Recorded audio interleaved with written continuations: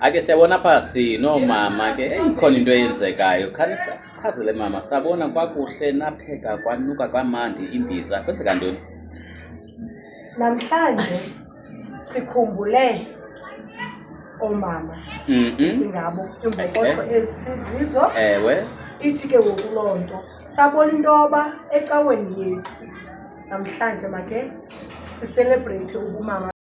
Icawe yeyiphi kanini? Sise-Methodist Church of Southern Africa. Right. Ewusini yes. Ewe. So sathi ke ngoku make sicelebrate ubumama bethu ngoba omama zimbokodo. Omama ngabantu abomeleleyo. Omama ngabantu abakwazi ukukhulisa abantwana bebodwa. Ukongeza njena siqonda ukuba masikhumbule omama bethu. Abanye bomama bethu abasekho emhlabeni. Usuku ke olu lokuba namhlanje masibakhumbule, sikhumbule imfundiso zabo. Ibona ke sibhizi sinqunqa nezipinatshi kuhle kusiyale sizawutya kamandi. Ngoba kaloku omama ngabantu ababesiphekela. So sipheke neza dishes zabo ke.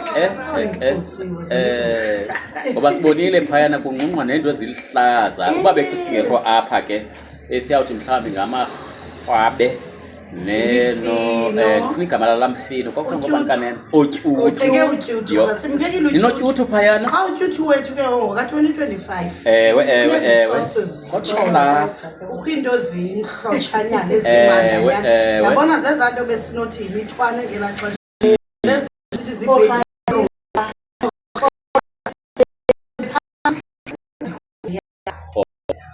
ke ukuvuyisana kwenu nokukhumbula omama mhlawumbi uba besinothi ke ugqithisa umyalezo kwabanye omama. Bakhona abanye omama besendlini ndiyaqonda uba njengoba sithetha nani nje sinomama abanabantwana bangekhoyo emakhaya babakhangelayo balahlekelweyo benza izinto ngezinto ke beninawugqithisa umyalezo uthini kubo ngokuthi ke nikhe nithathe nina elithuba lento okokubana ke nizonwabise ngokukhumbula emva.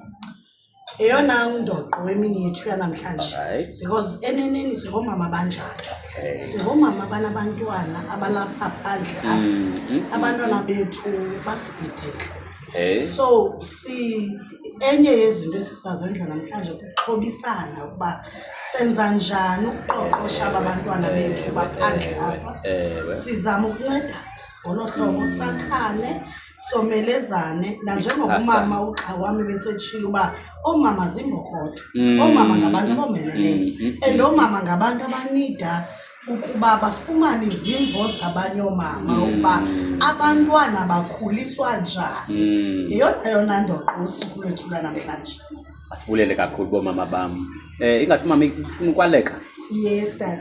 Kule nto ethethwa ngumama sifuna ukuthi koomama mabayeke ulahla ithemba because into esiyaziyo inye kukho laa mbhalo wawukhona sisakhula usithi alikho ikhaya ngaphandle komama. Ithetha ukuthi ke ngoku loo nto thina imithwalo yinto yoomama kodwa nobustrongo yinto yoomama. Ngoba lokhu uThixo uba ebengafuni kube njalo.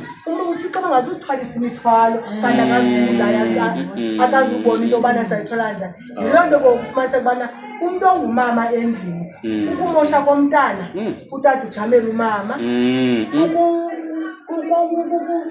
ukulahleka komntana utata ujamele umama, umitha komntana utata ujonga umama, yena utata soze abe ngumntu orongo.